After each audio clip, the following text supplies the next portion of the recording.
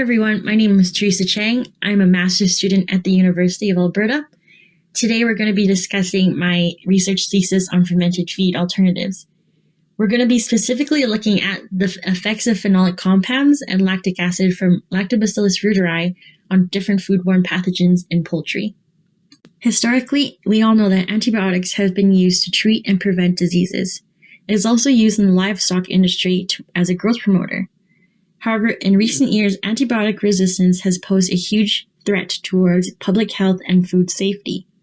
With cross-resistance in veterinary drugs and human antibiotics, antibiotic resistance in food animals can affect humans.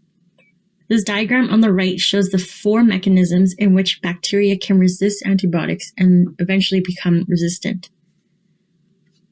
Now, according to the CDC, 2.8 million antibiotic-resistant infections occur in the U.S. 35,000 of these cases end in death due to antibiotic-resistant foodborne pathogens.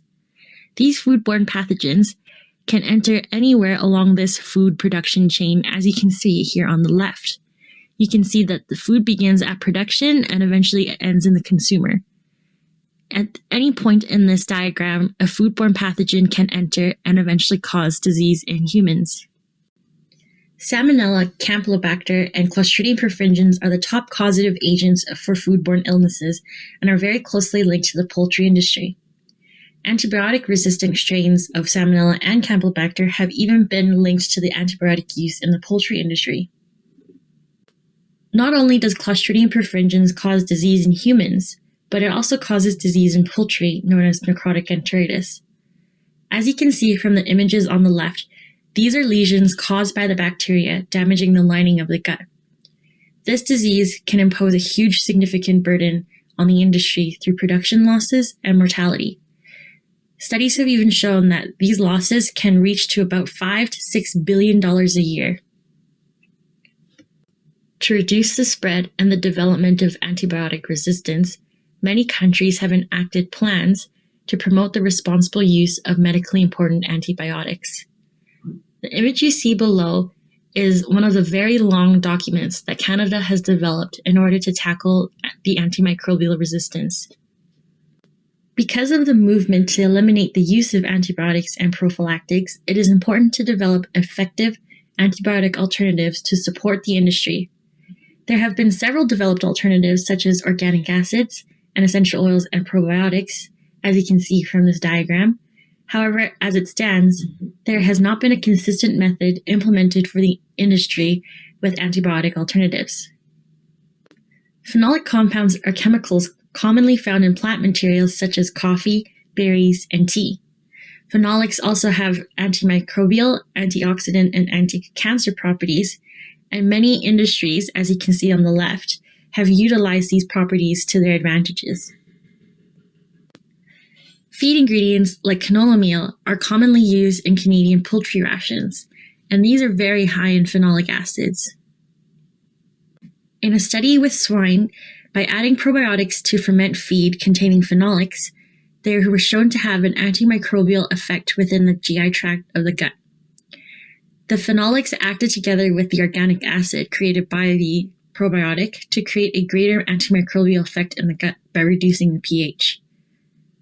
In this study, we will be using the probiotic Lactobacillus reuteri. And as you can see from the image below, the Lactobacillus reuteri will contribute lactic acid, which will work along with the phenolic compounds to synergistically create an antimicrobial effect by reducing the pH level in the gut. This will in turn inhibit the growth of Salmonella and Campylobacter in the GI tract. Lactobacillus reuteri will also produce an antimicrobial compound called ruticycline. This will combat the Clostridium perfringens and hopefully reduce the incidences of necrotic enteritis.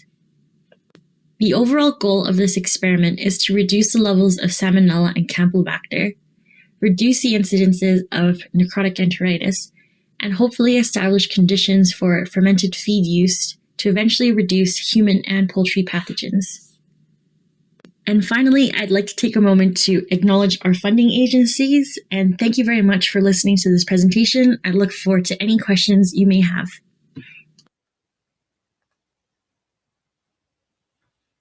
All right. Thanks very much, Teresa. So a couple of questions. One is, how is the fermentation done of the feed? How is it done? It's So as basically, a producer, if your research is successful, or let's take it back, how are you going to ferment the feed in your experiment? so it's gonna be every day. We're gonna use that bacteria Lactobacillus reuteri, and we're gonna have to mix it within the feed, and then provide it the days before for the feed. Yeah, Okay. yeah. And then so if that's the process, has anything similar been done on a commercial scale with feeding? I presume it's a wet feed Yeah, product. not that I'm aware of.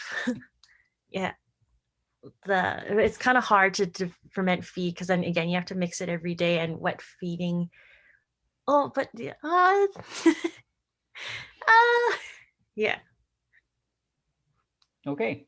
Oh, Um, so if your project is successful, are there next steps that you'll be going through to commercialize it or demonstrate it on a larger scale? absolutely. We're going to be doing it on a larger scale for sure. Because right now we're just going to do it in a small cage setting.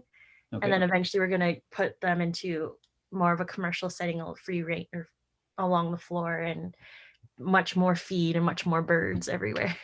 Okay. Yeah. All right. Great. Thanks very much.